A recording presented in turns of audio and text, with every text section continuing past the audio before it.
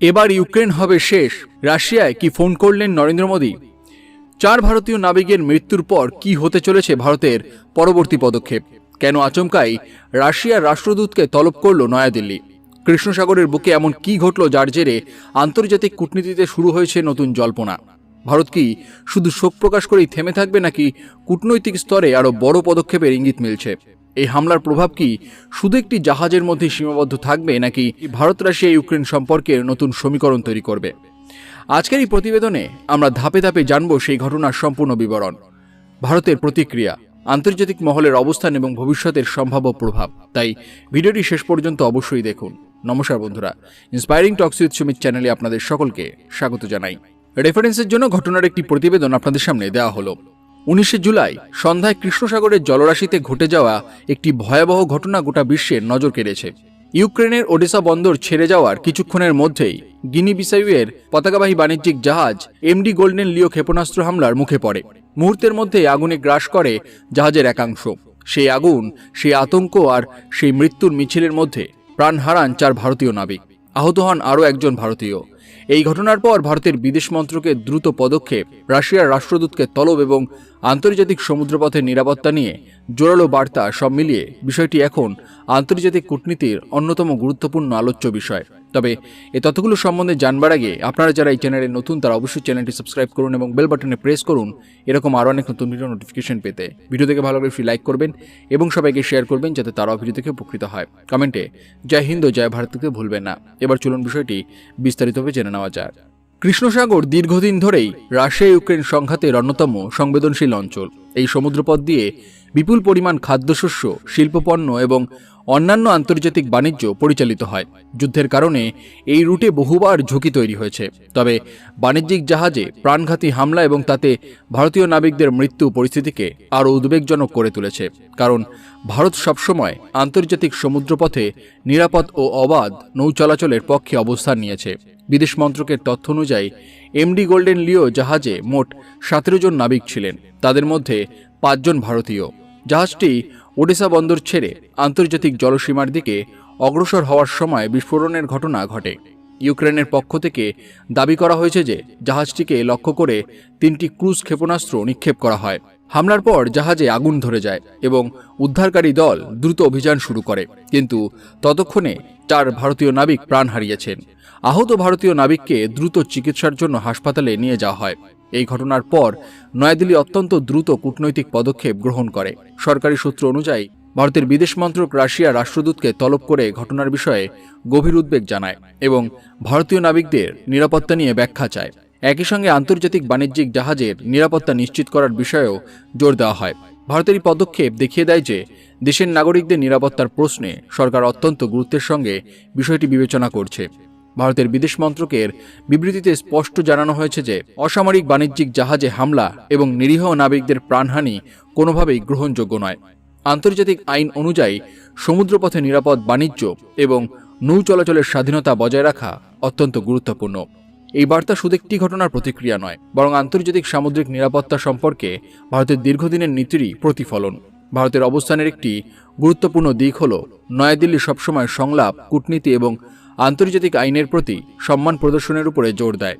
একই সঙ্গে দেশের নাগরিকদের নিরাপত্তা নিশ্চিত করার ক্ষেত্রে প্রয়োজনীয় কূটনৈতিক পদক্ষেপ গ্রহণেও পিছিয়ে থাকে না। এই ঘটনাতেও সেই ভারসাম্যপূর্ণ অবস্থানই স্পষ্টভাবে দেখা গেছে। এই ঘটনার ফলে ভারতীয় নাবিকদের পরিবারে নেমে এসেছে গভীর শোকের ছায়া। সমুদ্রপথে কর্মরত হাজার হাজার ভারতীয় নাবিক বিশ্বের বিভিন্ন প্রান্তে আন্তর্জাতিক বাণিজ্যের গুরুত্বপূর্ণ অংশ। তাদের অবদান বিশ্ব অর্থনীতির জন্য অত্যন্ত মূল্যবান।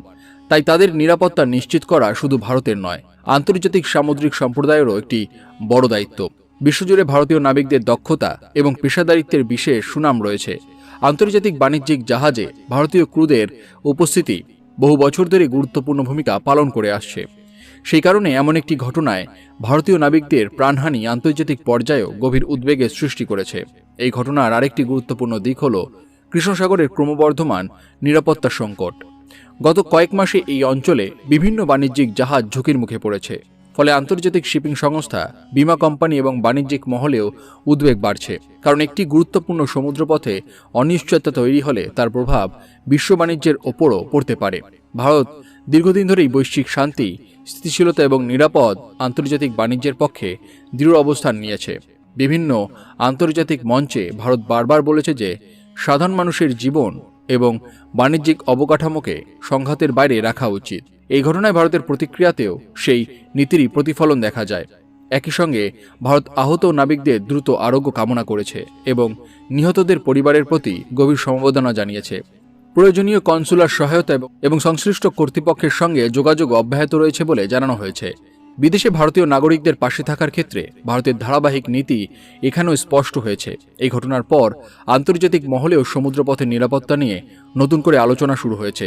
বিশেষজ্ঞদের মতে কৃষ্ণসাগরে বাণিজ্যিক জাহাজের নিরাপত্তা নিশ্চিত করা এখন আরও গুরুত্বপূর্ণ হয়ে উঠেছে, কারণ এই রুট শুধু আঞ্চলিক নয়, বৈশ্বিক সরবরাহ ব্যবস্থারও একটি গুরুত্বপূর্ণ অংশ। ভারতের জন্য এই ঘটনা শুধু একটি কূটনৈতিক ইস্যু নয়, বরং দেশের নাগরিকদের নিরাপত্তার প্রশ্ন। সেই কারণেই নয়াদিল্লি দ্রুত প্রতিক্রিয়া জানিয়েছে এবং প্রয়োজনীয় কূটনৈতিক যোগাযোগ বজায় রেখেছে। আন্তর্জাতিক আইন এবং মানবিক মূল্যবোধকে সামনে রেখেই ভারত তার অবস্থান তুলে ধরেছে। বিশেষজ্ঞদের মতে ভবিষ্যতে আন্তর্জাতিক জলপথে বাণিজ্যিক জাহাজের নিরাপত্তা আরও জোরদার করার জন্য বিভিন্ন দেশের মধ্যে সমন্বয় বাড়ানো প্রয়োজন।